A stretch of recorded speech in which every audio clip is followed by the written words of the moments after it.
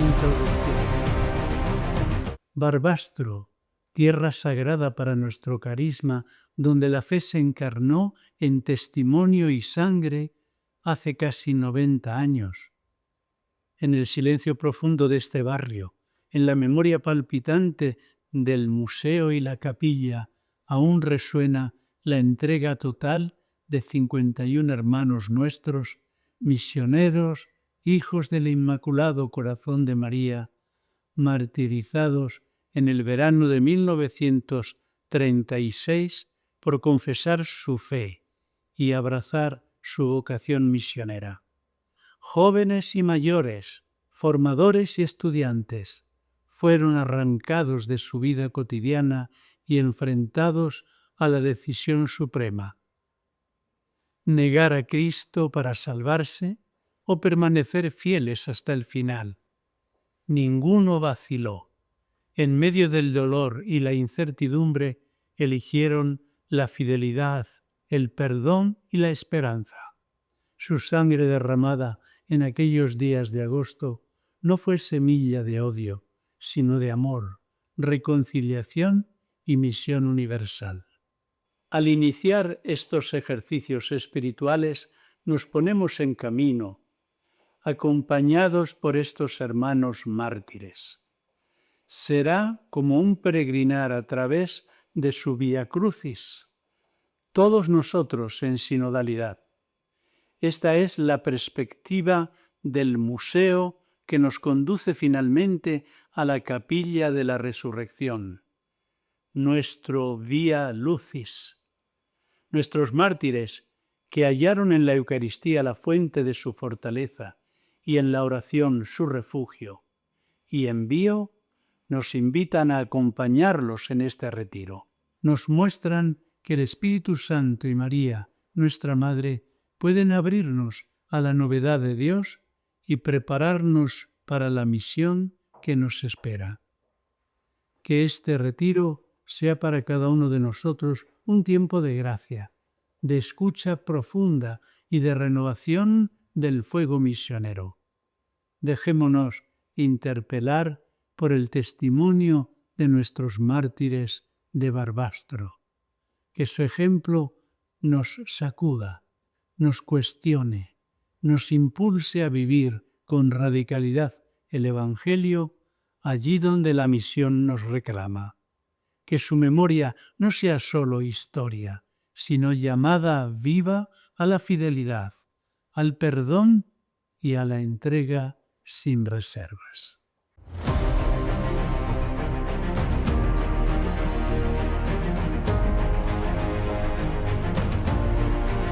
Nos reunimos no solo para recordar, sino para dejarnos tocar profundamente por el testimonio de fe de nuestros hermanos mártires de Barbastro. No estamos aquí para hacer un repaso histórico, ni para satisfacer la curiosidad sobre los detalles de su martirio. Estamos aquí porque su entrega nos interpela, nos desafía y nos invita a mirar nuestra propia vida a la luz de su testimonio. La frase latina pro nobis, por nosotros, resuena hoy con fuerza. Ellos no murieron solo en un tiempo y lugar lejanos. Su sacrificio tiene sentido y urgencia para nosotros aquí y ahora.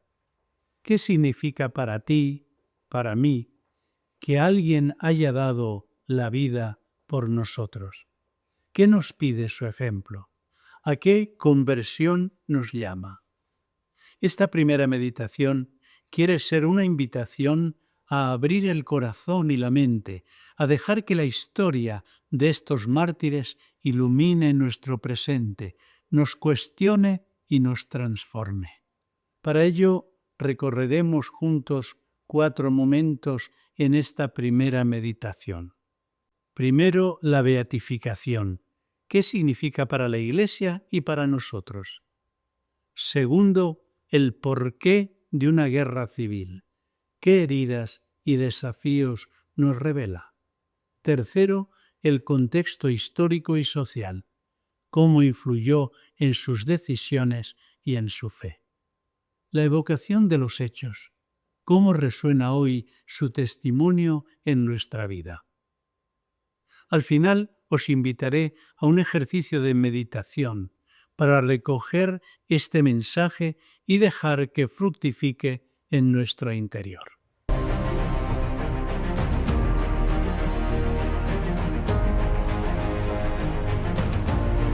Al fondo de nuestra capilla de la Resurrección, aquí en Barbastro, se alza una cruz singular. Está formada por 51 cruces de nuestros mártires, componiendo así un nuevo calvario. Es como si en esa cruz Jesús crucificado recogiera y abrazara el sacrificio de cada uno de nuestros 51 mártires, uniendo sus vidas entregadas a la suya. Si descendemos a la cripta, la presencia de estos testigos se vuelve casi tangible. Allí reposan sus restos, custodiados en 51 urnas. El silencio y la cercanía de su memoria nos invitan al recogimiento, a la oración y a la gratitud. Hace ya 33 años, el 25 de octubre de 1992, nuestros mártires claretianos fueron proclamados beatos. Durante la homilía de la beatificación, el Papa San Juan Pablo II confesó sentirse profundamente impresionado por la generosidad y el coraje con que todo un seminario entregó su vida al Señor. Al finalizar la misa, alguien le escuchó exclamar visiblemente emocionado: «Por primera vez en la historia de la Iglesia, todo un seminario mártir». Estos mártires expresaban su firme decisión de dedicarse al ministerio sacerdotal en los siguientes términos: ya que no podemos ejercer el sagrado ministerio en la tierra, trabajando por la conversión de los pecadores, haremos como Santa Teresita, pasaremos nuestro cielo haciendo bien en la tierra. Todos los testimonios recibidos nos permiten afirmar que estos claretianos murieron por ser discípulos de Cristo, por no querer renegar de su fe y de sus votos religiosos. Por eso, con su sangre derramada, nos animan a todos a vivir y morir por la palabra de Dios que hemos sido llamados a anunciar. Aquel día, en el rezo del Ángelus, el Papa volvió a recordarlos y subrayó: «Nos conmueve el hecho de que hayan sido llamados a dar testimonio de Cristo no de forma aislada, sino comunitaria, construyendo así, en cierto modo, un seminario mártir».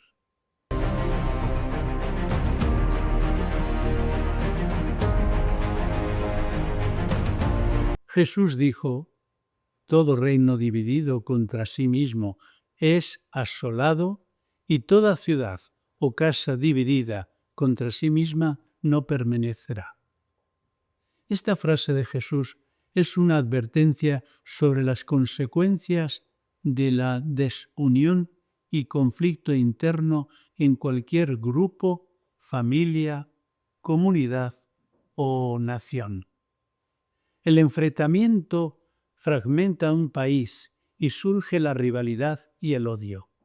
Y los mártires de Barbastro fueron víctimas inocentes que pagaron por la fragmentación de la sociedad española del año 1936.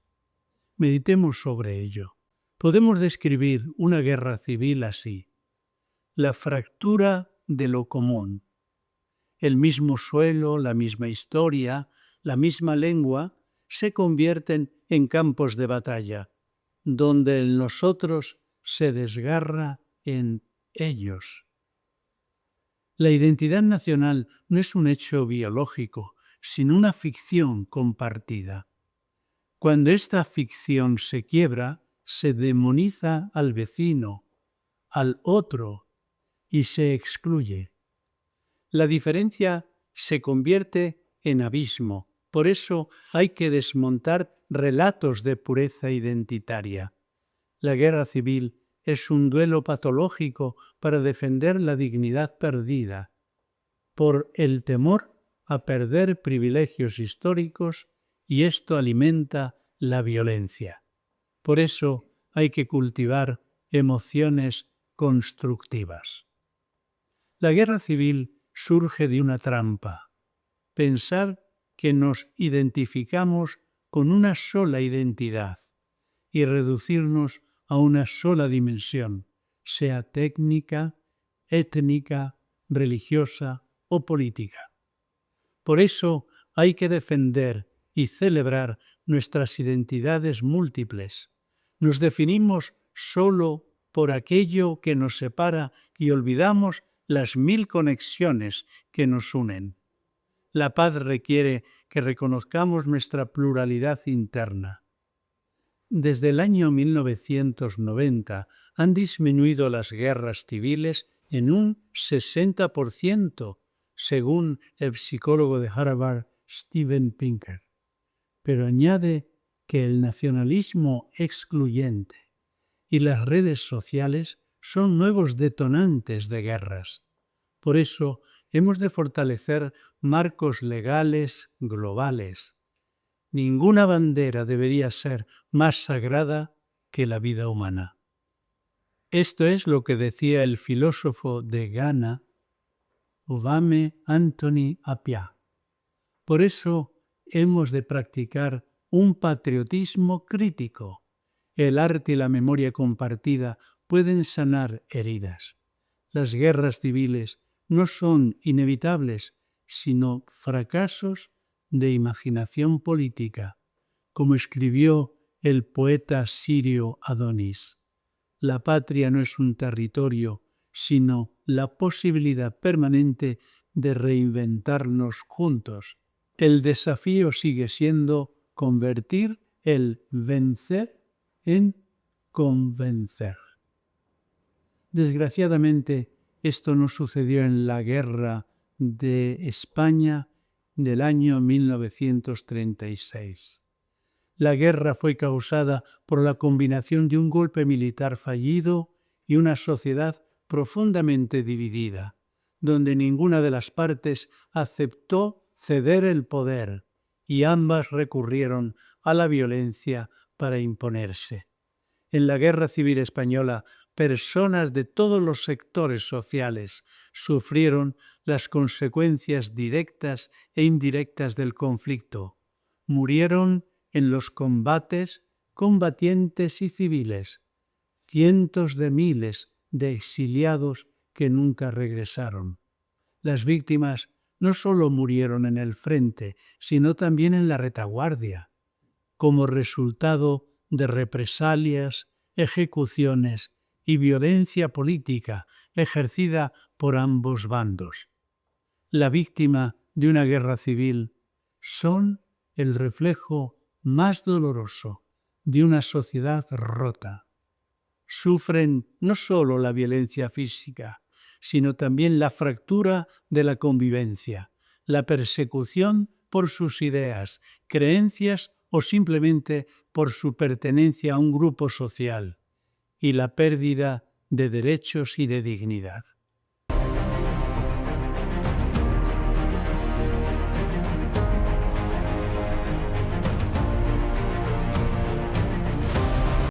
Fueron aquellos unos meses terribles, marcados por una sangrienta persecución religiosa y una revolución mortal dirigida contra la Iglesia.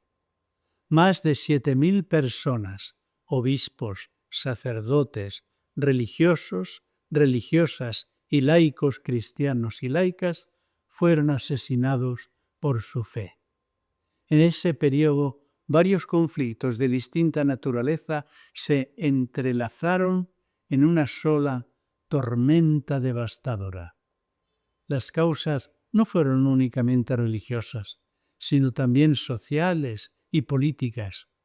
Una profunda desigualdad social y económica, inestabilidad política debida a gobiernos débiles, a la polarización y violencia entre la izquierda y la derecha, el auge de los nacionalismos frente a una España unitaria y la debilidad del sistema democrático para resolver los problemas. Además, el ejército se convirtió en un actor político y parte de él desconfiaba del sistema democrático. A esto se sumaba un fuerte anticlericalismo y la identificación de la Iglesia con la derecha. De este contexto surgieron la guerra civil y la persecución religiosa, especialmente en la zona republicana, mientras que en el bando contrario se promovió la llamada cruzada por parte de las derechas.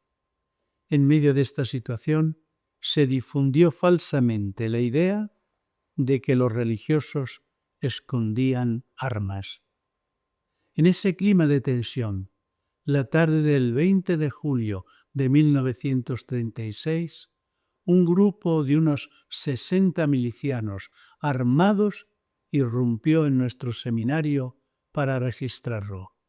Aunque no encontraron ninguna arma, capturaron y encarcelaron a toda la comunidad, solo por el hecho de ser religiosos. Todos fueron condenados a muerte sin juicio previo. Soy el padre Juan Postius, misionero claretiano. Yo viví en primera persona y sufrí los sucesos de la guerra civil que se desató en España en julio de 1936. ¿Cómo se pudo llegar a un furor y un odio inauditos en nuestra historia contra sacerdotes, religiosos y todo lo que representase la religión? No se trató de casos aislados, y sus autores no eran descreídos ni ateos, sino católicos en mayor o menor grado.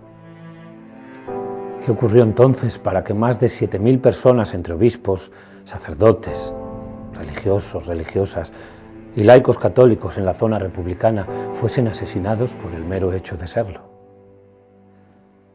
Lo que sucedió aquellos días de agosto de 1936 en Barbastro y otros lugares no se puede comprender sin referirnos a un largo proceso de malentendidos, enfrentamientos y odio entre españoles en los que la concepción religiosa fue un ingrediente fundamental.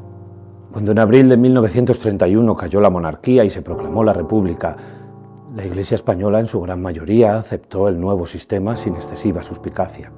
Los obispos españoles acataron el nuevo régimen, sin demasiado entusiasmo, pero con sinceridad y expectación. La Santa Sede se apresuró a recomendarnos la sumisión a los poderes establecidos. Yo mismo escribí el 5 de mayo de 1931 al presidente de la República para expresarle en nombre de la congregación nuestro respeto y acatamiento. 4 días más tarde me respondió mi buen amigo Niceto Alcalá Zamora, manifestando la especial complacencia que produce en el gobierno la adhesión que le testimoniaba. Esta actitud contrasta con el laicismo del Parlamento y el anticlericalismo de la calle. Menos de una semana después de mi carta, ardían conventos e iglesias durante 3 días en Madrid, Valencia, Alicante, Sevilla, sin que el gobierno moviese un dedo para controlar los desmanes. Ninguna iglesia o convento valía la vida de un republicano, como declaró entonces Azaña. La Segunda República podría haber sido un momento propicio para haber intentado la modernización cultural, económica, social y política de España, sin necesidad de rupturas traumáticas. Una vez más, faltó diálogo y tolerancia por parte de todos.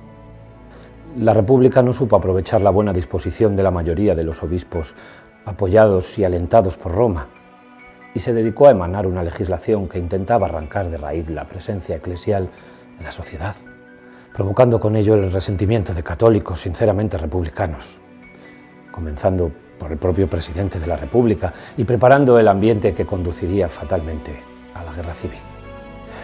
Estas aguas turbulentas venían de lejos. A lo largo del siglo XIX y XX fue creciendo entre los españoles un fuerte sentimiento anticlerical. De un lado, una ideología intelectual laicista que despreciaba a la Iglesia por considerarla enemiga de toda forma de progreso.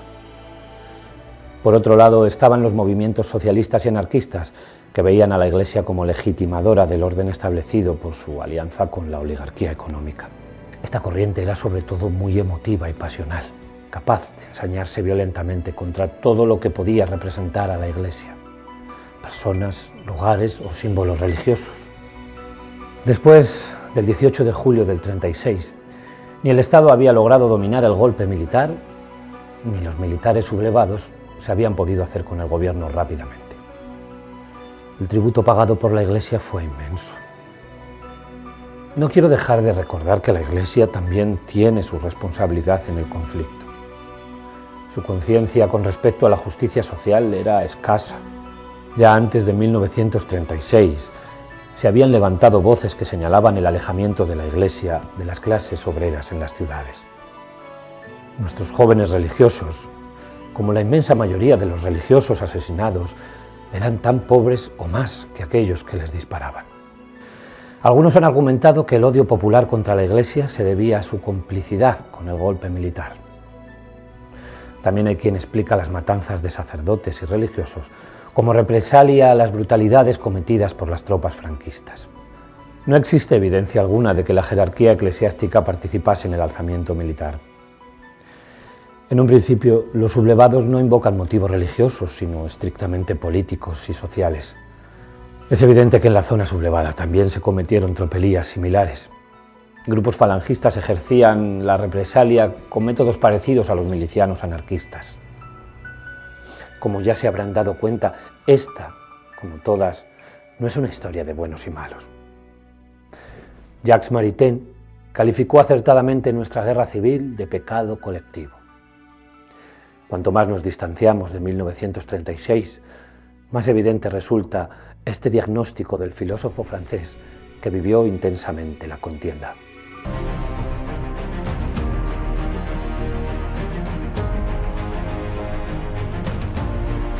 A causa de todo lo anteriormente dicho, el lunes 20 de julio de 1936, la casa seminario de nuestra comunidad de Barbastro fue asaltada y registrada en busca de armas.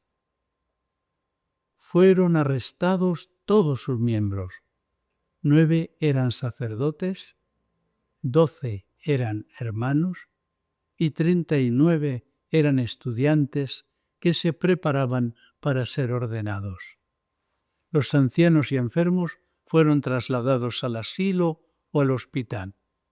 El superior, padre Felipe de Jesús Munárriz, el formador de los estudiantes, padre Juan Díaz, y el administrador de la comunidad, padre Leoncio Pérez, fueron llevados directamente a la cárcel municipal. Allí tuvieron una conducta ejemplar. Solo por su condición de religiosos y sin ningún tipo de juicio, fueron fusilados a la entrada del cementerio al amanecer del domingo, día 2 de agosto de 1936. Murieron gritando «¡Viva Cristo Rey!». A partir de ese momento ya nadie se hizo ilusiones sobre su destino. El grupo restante de los jóvenes seminaristas, estudiantes de teología, que se preparaban para ser sacerdotes, misioneros, y que eran menores de 25 años, fue llevado al colegio de los Escolapios y encerrado allí en condiciones muy duras durante un caluroso mes de agosto. Desde el principio se prepararon espiritualmente para afrontar el martirio, rezando juntos y en los primeros días recibiendo en secreto la comunión. A pesar de las incomodidades físicas y morales, como simulacros de fusilamiento y provocaciones, ninguno de ellos abandonó su fe, ni aceptó las ofertas de la liberación. Su valentía quedó reflejada en mensajes escritos y papeles, en maderas y paredes del lugar. En sus notas expresaron su alegría por el don del martirio y su fidelidad, afirmando que preferían la cárcel y el martirio antes que cualquier otra cosa, incluso antes que hacer milagros o cumplir sus sueños de apostolado.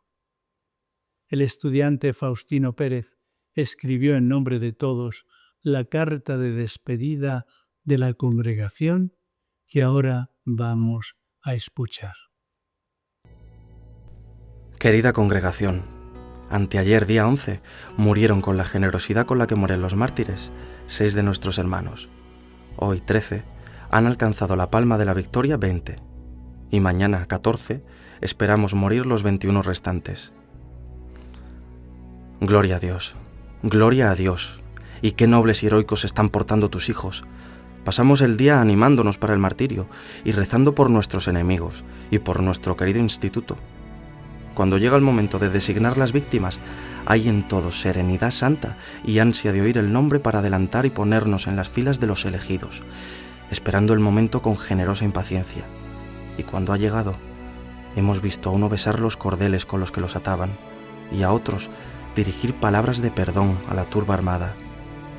Cuando van en el camión hacia el cementerio, les oímos gritar: ¡Viva Cristo Rey! Mañana iremos los restantes y ya tenemos la consigna de aclamar, aunque suenen los disparos, al corazón de nuestra Madre, a Cristo Rey, a la Iglesia Católica y a ti, Madre común de todos nosotros. Me dicen mis compañeros que yo inicie los vivas y que ellos ya responderán. Yo gritaré con todas las fuerzas de mis pulmones y en nuestros clamores entusiastas adivina tú, congregación querida, el amor que te tenemos, pues te llevamos en nuestros recuerdos hasta estas regiones de dolor y de muerte. Morimos todos contentos, sin que nadie sienta desmayo ni pesares. Morimos todos rogando a Dios que la sangre que caiga de nuestras heridas no sea sangre vengadora, sino sangre que entrando roja y viva por tus venas, estimule tu desarrollo y expansión por todo el mundo. Adiós, querida congregación. Tus hijos, mártires de Barbastro, te saludan desde la prisión y te ofrecen sus dolores y angustias en holocausto expiatorio por nuestras deficiencias y en testimonio de nuestro amor fiel, generoso y perpetuo. Los mártires de mañana, 14, recuerdan que mueren en vísperas de la Asunción. ¿Y qué recuerdo este? Morimos por llevar la sotana y moriremos precisamente el mismo día en que nos la impusieron. Los mártires de Barbastro, y en nombre de todos, el último y más indigno, Faustino Pérez, hijo del corazón de María. ¡Viva Cristo Rey! ¡Viva el corazón de María! ¡Viva la congregación! Adiós, querido instituto. Vamos al cielo a rogar por ti. Adiós. Adiós. Si nos situamos de nuevo en la cripta, constatamos que sus restos quedaron aquí.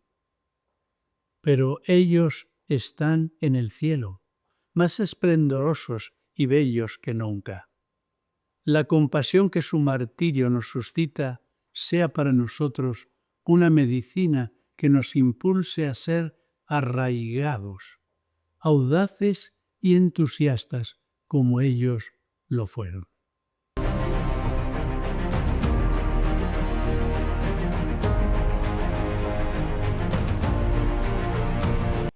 Siéntate en silencio y cierra los ojos. Respira hondo 3 veces, dejando que el aire calme tu mente. Visualiza la escena histórica. Personas de distintos bandos, cada una marcada por sus miedos, sus ideales, sus limitaciones y envueltas en un clima de tensión y de confusión. Reconoce que en medio de esas circunstancias no hay respuestas fáciles, ni una verdad única y absoluta. La razón, el dolor y la esperanza estaban repartidos en todos los corazones, aunque de formas distintas. No te identifiques con un bando. Permítete sentir empatía por todos, por quienes sufrieron, por quienes tomaron decisiones difíciles, por quienes no supieron actuar mejor. Y termina pidiendo comprender, más allá de juicios, la humanidad compartida y la necesidad de aprender del pasado para construir juntos un nuevo futuro más justo y más compasivo. Después de esto, abre los ojos y continúa tu reflexión desde esta mirada más amplia y comprensiva.